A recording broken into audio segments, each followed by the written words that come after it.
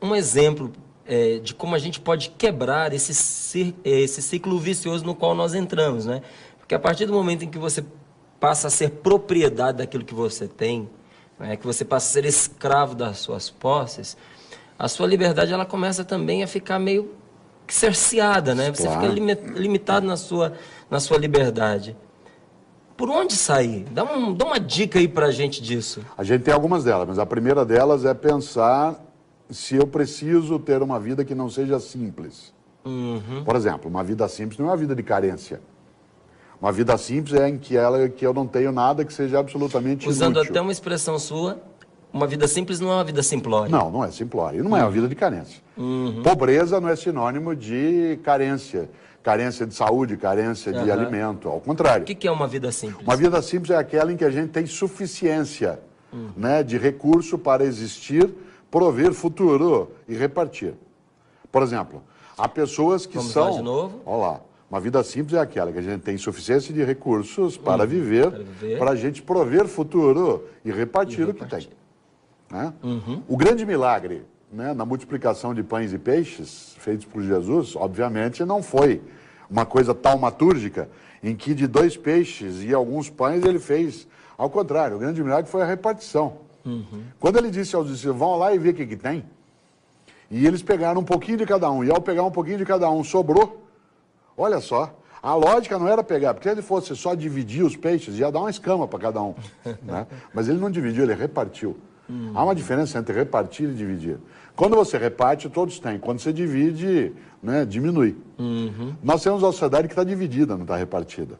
Por isso, primeira dica, é preciso pensar, da onde vem minha riqueza? Daquilo que eu tenho ou daquilo que me tem? Segunda coisa dentro disso, uma vida simples é aquela em que eu não tenho carência sem alternativa, mas em que eu sou capaz de ter para repartir. Isto é, partir de novo, fazer aquilo que é decisivo. Por exemplo, há pessoas que confundem fartura com desperdício.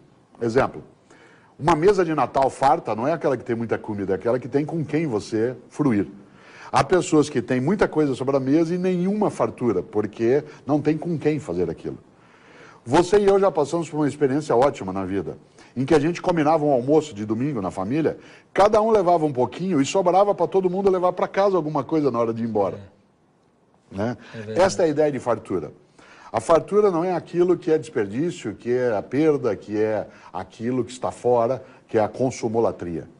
Por isso é preciso pensar como é que nós estamos formando as crianças nessa área. Para interromper, nós temos que lembrar, a frase não é minha, era uma frase popular antiga, mas verdadeira. O mundo que nós vamos deixar para os nossos filhos depende muito dos filhos que nós vamos deixar para esse mundo. E que filhos e filhas nós estamos deixando? Isto é, estou eu formando uma criança, um jovem, que seja capaz de poder sim usar um bem material sem ter naquilo uma fixação, uma obsessão? Ou estou formando crianças e jovens para os quais sair de casa é sinônimo só de comprar. Você não sai para ver lua junto, não sai para caminhar de mão dada, não sai para ver formiga no jardim. Sair é sinônimo de compra.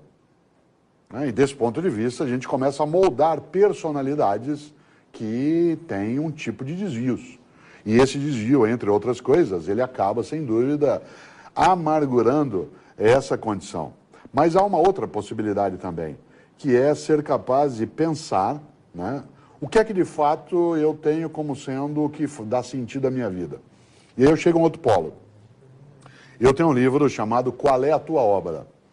Esse livro, Qual é a Tua Obra, ele faz uma distinção entre aquilo que na vida é fundamental daquilo que é essencial. Por exemplo, o que é essencial na vida? Tudo aquilo que não pode não ser. Amizade, amorosidade, religiosidade, sexualidade, afetividade, solidariedade, fraternidade. Isso é essencial. O que é fundamental? É o que nos faz chegar ao essencial. Por exemplo, dinheiro não é essencial. Dinheiro é fundamental. Sem ele, eu não tenho, né, capacidade de vida mais resolvida. Mas ele em si não é essencial. Tanto que dinheiro não compra amizade, compra interesse. Não compra afeto, pode comprar quando muito é negócio. Né? Desse ponto de vista. Por exemplo, uma carreira não é essencial, ela é fundamental. O fundamental é como uma escada. Eu não tenho uma escada para ficar sobre ela, eu tenho uma escada para ir a algum lugar. O que é fundamental na vida? As nossas propriedades, mas elas não são essenciais. Há pessoas que são tão pobres que a única coisa que ela tem é dinheiro. Né? E desse ponto de vista, esse tipo de percepção precisa ser pensado. E aí eu volto para fechar esse longo raciocínio. Sou eu proprietário do que possuo ou estou sendo possuído por aquilo que eu sou proprietário?